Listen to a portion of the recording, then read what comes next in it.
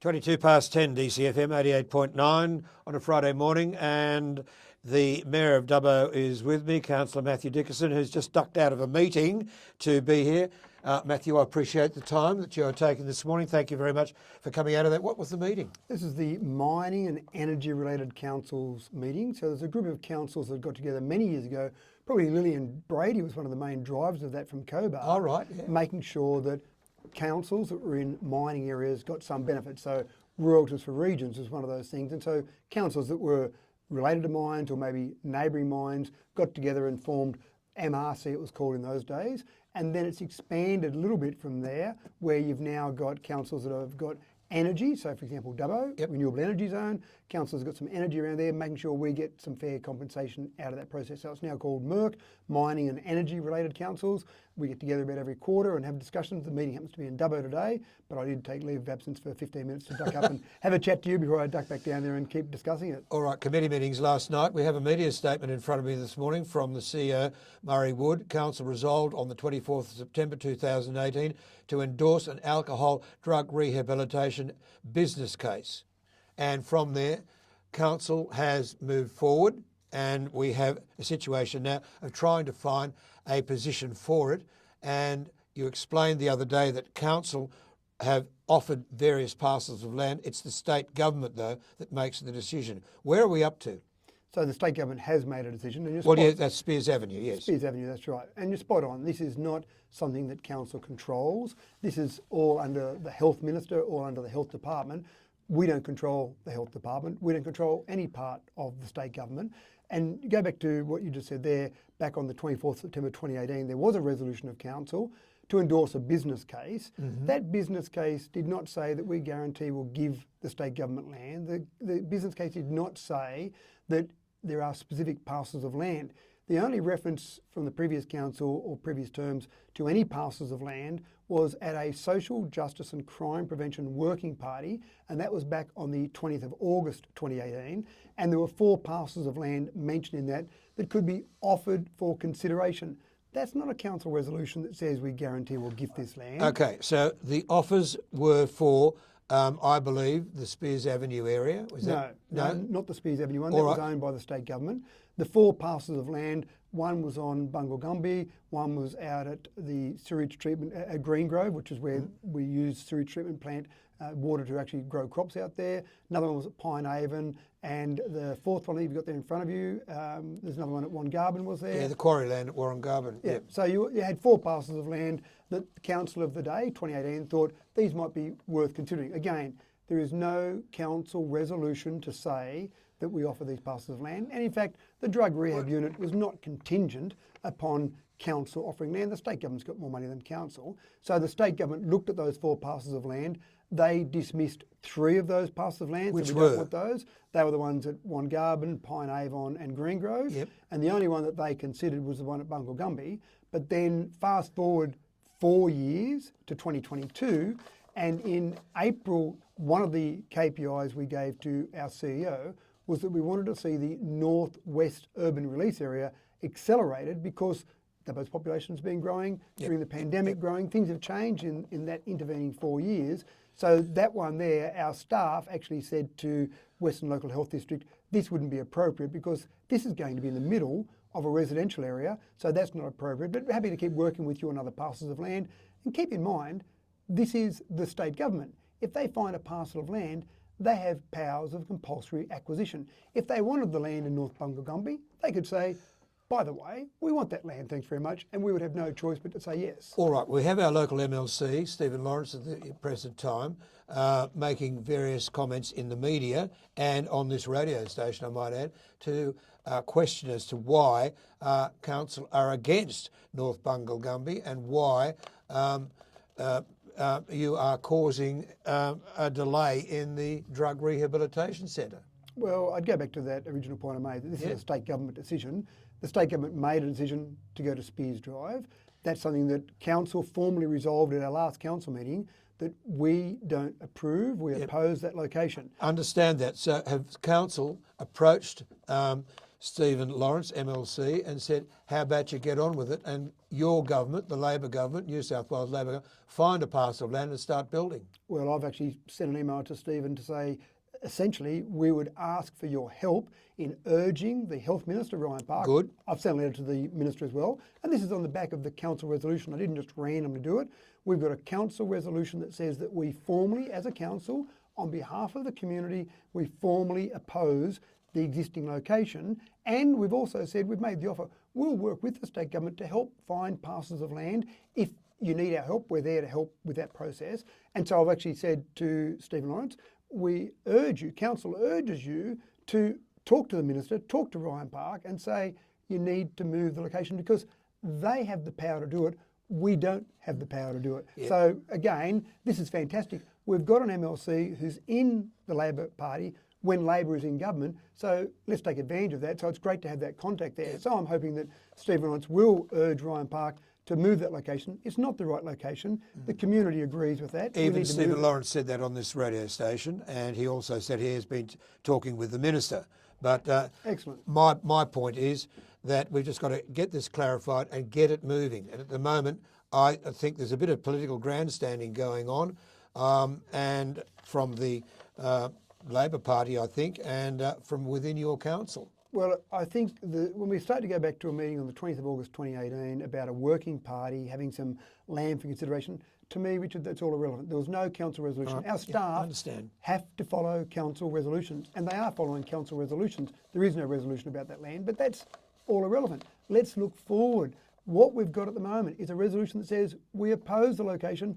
Let's fix the problem. Exactly. Let's not go back 5 years ago. And that's what I want to see. I want to see the problem fixed. Moving on, we could talk about it all day. Let's move on. Building figures are down for this month, and I noticed they were down in March again, up a bit in April, but down in May. Is the recession biting in Dubbo? I shouldn't use that word just yet, but real estate biting in Dubbo at the moment from council's perspective? Well, I think there is definitely an impact from the Reserve Bank interest rates. And what I'm hearing, and I don't have data to back this up, but when I talk to various builders in Dubbo, what I'm hearing from them is that the demand is still there, but the ability to pay has been somewhat diminished by the Reserve Bank raising interest rates. So what builders are saying is that people are still talking to them saying, I still want land, I still want houses, I still need somewhere to live because there's still a housing shortage in Dubbo. But then when they go to their bank, they might have been approved for a $500,000 loan. But now with the interest rate rises, that is down to a $400,000 loan. Yeah. So what is the solution? Do the builders need to start reducing some of the size of those houses? Well, the tenants or the people that want to buy those houses, they don't want a smaller house, but you can't build the same size house. Building material prices have gone up. Buildings are getting dearer, but the ability to pay has gone down. Some builders are looking at actually doing some build to rent where they'll continue to build houses at maybe a slightly slower rate than before, and they'll build them to rent to people because people still want the housing. Yes, I can't get past that, Richard. We need people, we're getting people coming here, they need housing. We need the houses there, but we just haven't got the ability to pay. And we need the apartments as well. Exactly right. And I noticed that there were only five approvals for apartments last month. And again, some of this all comes down to the bottom dollar or the bottom line. One of the things that we're hearing from lenders, for example, is that the ability for people to borrow is being reduced by maybe 25%. So again, if you could borrow $500,000, you might be below $400,000 now in what you could actually borrow. So it's a tough gig there. I was talking with one particularly large company in Dubbo last Friday. We'll get on to that in just a moment, very quickly, at 10:31, 29 to 11. And they were saying a decent house in Dubbo is 600 plus. And that's a problem because people... That's double garage, double lock-up and three big bedrooms. Yeah, and people don't have necessarily the money or the borrowing capability to go and buy those particular houses. So people don't want to reduce the standard of their house, but they still need to be able to borrow the money. Okay, last Friday, this is the second time this has happened, previous councillors, previous deputy mayors, previous mayors were invited by you to a lunch at the Western Plains Cultural Centre. I was there. We had two former mayors there from Dubbo, in Councillors Alan Smith and in Greg Matthews. And it was an interesting afternoon. We also had former local member, Dawn Fardell, there as well. And out of it, it was a 2-hour discussion, and a lot of the ideas from councillors way back to the 70s came forward. How much, from all those ideas, how much are you going to react on them, and how much are you going to take back to current council and let them know what former mayors, deputy mayors and councillors said from both Wellington and Dubbo? So you may have seen me taking notes during Yes, the meeting. indeed. And so there were 5 current councillors at that particular meeting. Then from those notes, I actually emailed to those 5 councillors because they made more sense to those councillors and said, here are some of the notes from that particular meeting, some of the discussion. It was great for those 5 to be in the room and hear some of that discussion. And from that, then I haven't sent out a formal process to all councillors to say, here are the formal points we discussed. But really by sending that to the 5 councillors that were there, I want them to have discussions with other councillors. And I think you heard me say it on the day, there's a couple of reasons that I started that last year. Last year was the inaugural. This year is now the traditional, and hopefully it goes on forevermore. But I think it's one thing is really a bit of a mark of respect. As you said, there were councillors there who were on council in the 70s. One councillor now 86 years old. Correct, and there was a bit of a competition about who was the oldest former councillor Yes. there. But I just think there's a huge amount of experience in our community and people that are still connected in our community. Why not take advantage of that? A small acknowledgement. So the community bought all of those former councillors lunch on Friday. I have no problem at all justifying that cost because all of those people in that room, 22 in total, have all contributed in some way, shape or form to where we are today. You got some good ideas though, didn't you? Oh, there were lots of ideas thrown around, lots of discussion, but also we've got some new councillors, as you know, on this council. Just to hear some of that experience, to hear the experience of someone like Alan Smith over 2 decades as a councillor, just to hear that discussion, even to hear about what council was like back in the 70s when they had an amalgamation in 1980 with Talbragar Shire and Dubbo, so to hear about that process and what occurred there and just lots of background and experience. So I think acknowledging the contribution they made, thank you for your contribution. Also to take advantage of your experience and let current councillors hear that. So I hope it does become traditional forever and a day that each May we have a meeting with former councillors and all former councillors are invited. Let me stress that.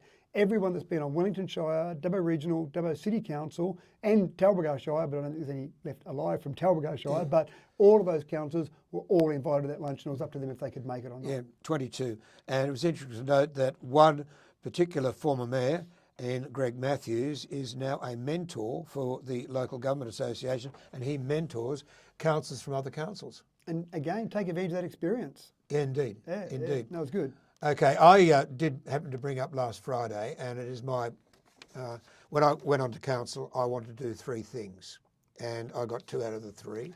That was the theatre, and I also wanted to help with getting the whole of the city sewered.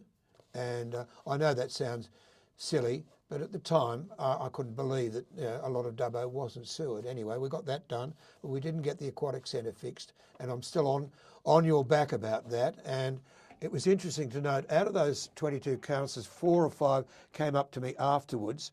One councillor from Wellington, Dawn Fardell, came up to me afterwards, and I can't remember who the others were, all said, here's how you cover the Olympic pool, and here's how you get a 25-metre pool, and gave prices and so on. So I'm hoping that information gets back to you and council as well.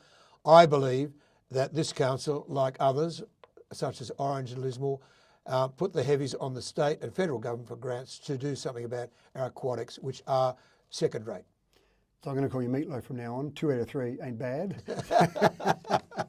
But I think this is the constant problem we have, Richard, is that we do receive grant money. We've got lots of grant money coming in, which has been fantastic, and that's going to a range of projects, and it's really just about prioritisation.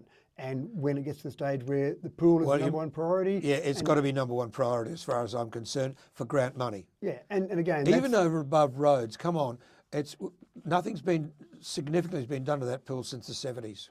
So there's been some things done since the 70s. But, bits and pieces round the edges. Well, the bottom line is that you've got a large local government area now, 7,500 square kilometres here, and we're trying to take care of the whole local government area. I knew you were going to say that, but the bottom line is, what I'm saying is, costs, and you've got to do budget, but there doesn't seem to be a feel in the present council, with the councillors and with the staff, that aquatics and doing something about the aquatics in Dubbo is a priority.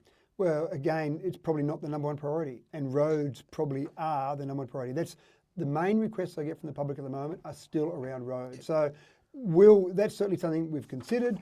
We've got submissions in at the moment for our draft budget, so it'll happen one day. I'm just not sure when. Yeah, but one day, hang on. I was a councillor from 1999 for 13 and a half years, and people come saying for me for 13 and a half years, one day, and I haven't been on council since whenever, nearly 10 years, and it's still one day. Not good enough.